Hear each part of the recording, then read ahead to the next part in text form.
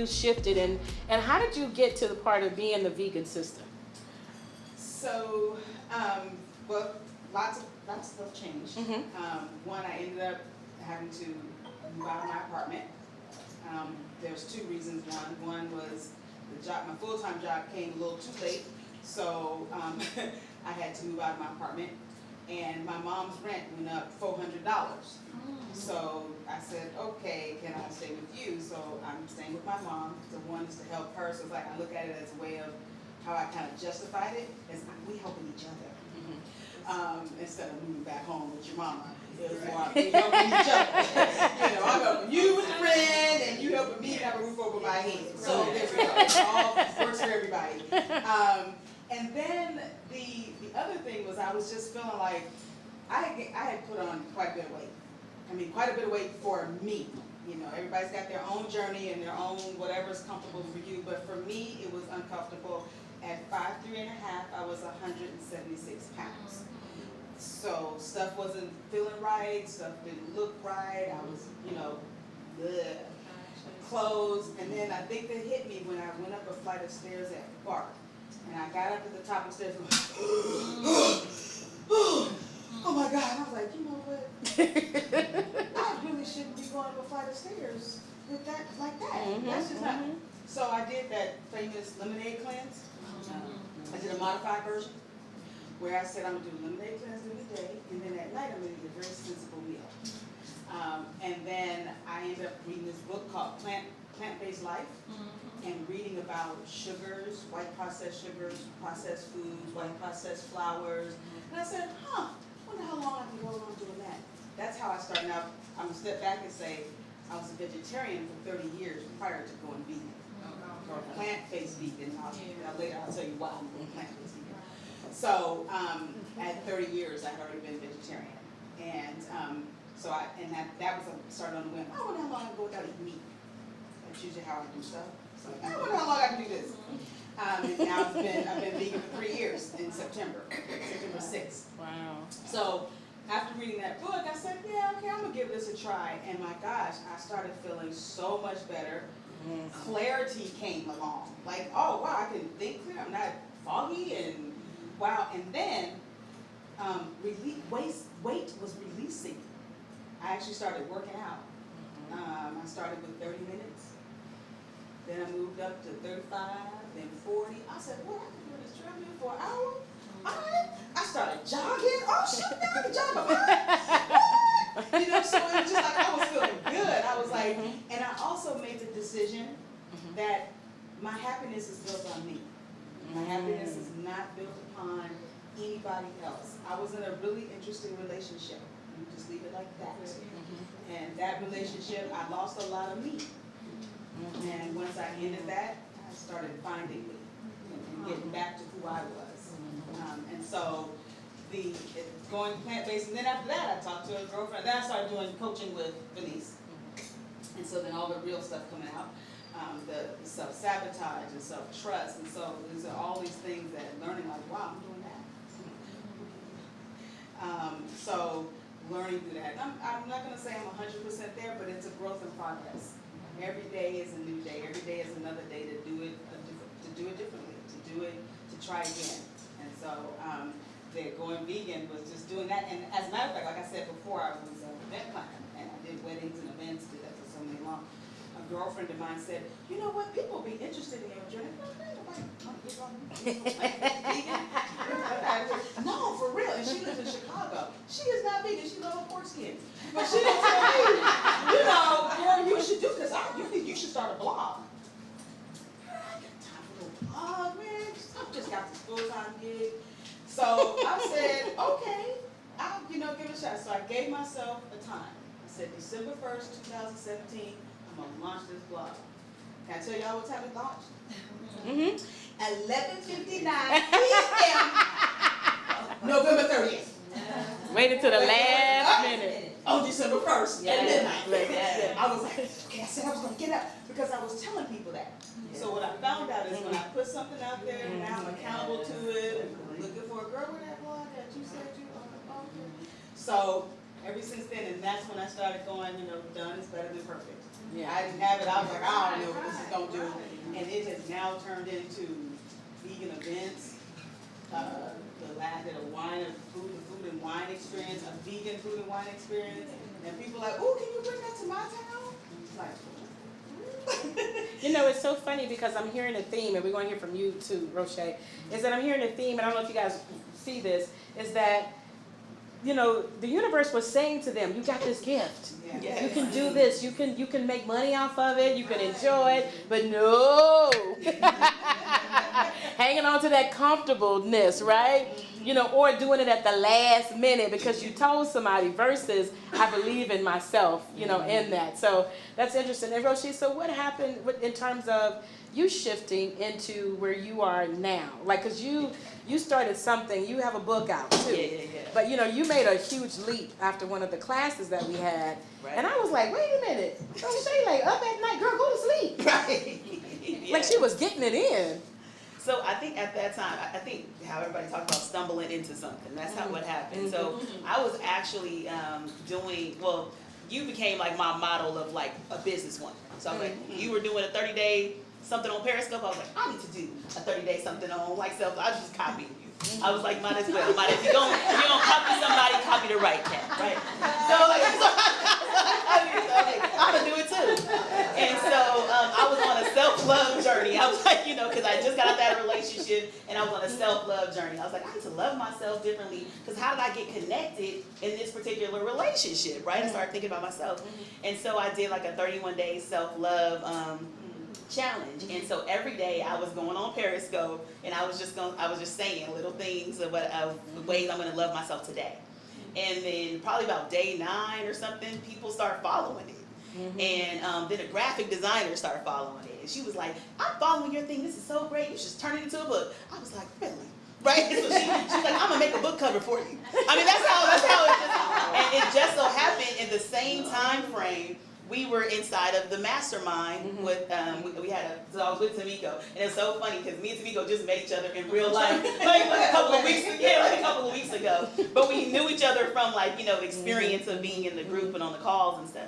And so it was in that same time and you were, you know, talking about being bold and all this kind of stuff. Like, I could be bold, then I could do all this. And so the book I got on YouTube, University. I learned how to like make it published. I did the whole thing. And then the book was out. It was like, I don't know how long our class, it wasn't even that long. The book, I mean, I think your book was out in less than 30 days. Yeah, it was so quick. I did the 31-day self-love challenge, went on YouTube, went crazy, and I found how to publish it, got it up on Amazon, figured out how to make it a #1 bestseller. I did everything off of Amazon, like, and just like made it like happen at that time. And then I got 2 more questions as we get ready to wrap it up. So then you turned your book into, you turned your motivationals into a book, right? A printed book.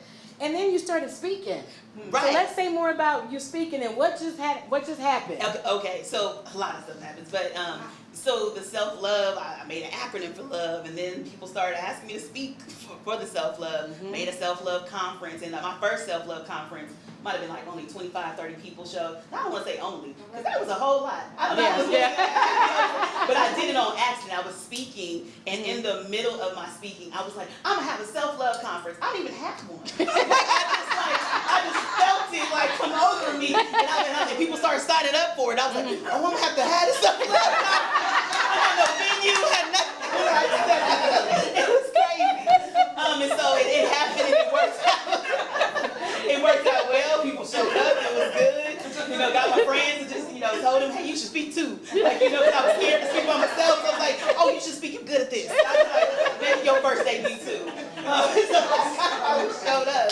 And then now, like just yesterday, I had a big, I now moved into finances. So I actually do like financial coaching along with psychology because I started recognizing that people were coming in having issues with money, right? And so whether you have a lot of money or not, you still don't know how to manage it. And so it still becomes a level of stress. And so I really, like maybe about 3 years ago, started to talk a lot about money. And so created with my mentor a company called Wi-Fi, which is Women in the Financial Industry. And it's all about connecting Wi-Fi, like connecting women to their dreams, to reality. And so yesterday we had our first launch of that, and it was 120 people that actually showed up to it. I was like, whoa, like So it was like real me. So it sounds like you can keep your friends now as friends. Right, yes. They don't have to be seat fillers on that. Exactly. You know. They didn't even show, well, my friends are, you know how you have different types of friends, Yeah. right? And my friends don't show up to that. You know what I mean? It's not really, I need them for that. I have other types of friends, like, you know, the more get-it people in your life. Yeah, okay. They show up, you know. But that's so good. So Tamiko, say about yours, like what have you been up to with your boldness? Mm-hmm. Well, recently, I had this event, I think I mentioned it earlier. Mm-hmm. It was a wine and a vegan food and wine experience. And it came up because I had gone wine tasting, a great winery, and they had little bites with it. Well, all my friends, I'm the only one that's vegan, and the only one that's vegetarian. So I've been dealing with this for 30 years, and I'm one of those easy friends, like you don't have to make special occasion, I figure it out, I'll look at the menu, you know, I'm not a judge, hey, do you, I'm do me. So, at this event, you know, we were sitting there having pieces, and I was like, hey, you know what? I had a cracker, they were eating like the whole little cheese on there, and I was like, cheese. So I thought, one day I was sitting at my desk at work, and I said, you know what? Vegans like want to do some wine tasting and good food too. I called up a friend that's a wine sommelier. Hey, are you available on June 15th? I had no idea what this thing was going to be, right? So the bold part was, I don't know if anybody is familiar with Tabitha Brown. She is a vegan food influencer. She's actually an actress. She's now a brand ambassador for Whole Foods. She made that whole playlist of TTLYA, whatever it is, yeah, right? So she had she was doing a post, I follow her on Instagram. And so one day I was reading her post. I'm like, you know, that'd be kind of a trip. What if I get her to come to my event? So I was like, well, I'm just send her a direct message on Instagram. Best thing that can happen, she say yeah. Right. You know, I was like, I'm not gonna say would she say no? I didn't give myself enough time to really think about it. Before I knew it, I was like, hey, I'm having this event. Now mind y'all, I don't have a venue. Right. All I had was a wine sommelier. Y'all hear the theme going, right? Yeah, right? And I knew I wanted it to be nice. So I did have that because I gave her that much. I had a date, so at least I had a date. And I told her I wanted to be kind of a formal, you know, thing. And she was like, oh, I'd love to be a part of it. I'm going to connect you with my manager. I was like, manager, okay. So I get an email from the manager. Oh, Tabitha would love to be a part of your event. Her appearance fee is $5,000. I said, ooh, well, you know, this is my inaugural event. And right now, my budget is not allowing for that expense at this time. So I get an email from Tabitha that says, you know what, direct message. I really want to be a part of your event. Can you do $1,500? And I said, my mind was like, no. For real. And I think what I'm gonna do, so I started running numbers. I said, well, if I charge $125 and I get 10 people that VIP ticket, and I charge this much for that, can I do that? Hey, April, you think I could charge $125? Girl, that's no problem. I was like, okay, you know what? I would love that. I think I can handle $1,500. Not a problem. Plus airfare. So it turned out to be a great event. She is who she is in person, and I think that gave me the confidence because prior to that I had a couple of events that didn't have the first event had great attendance, and I don't know if anybody's had the experience where I felt like I was, you know, when you hit that, I don't know if I should say that, but when you have an experience that's really awesome the first time, and then you want to recreate that, but it doesn't. So you keep trying to go for that same feeling again. You just keep doing it, you're spinning, you're not really changing anything. It wasn't until I had my coach with Denise, and she said, it doesn't sound like you are enjoying the planning of it. Enjoy the experience. And connect with, even if it's one person in the room, connect with that one person. Enjoy the journey. When she told me that changed my whole mindset. Well, because you were trying to be a perfectionist around it versus creating an experience where you can connect with people. So sometimes we're so focused on the doing of something versus the outcome, making sure that people get what they need and can bond and connect with you and people know they matter.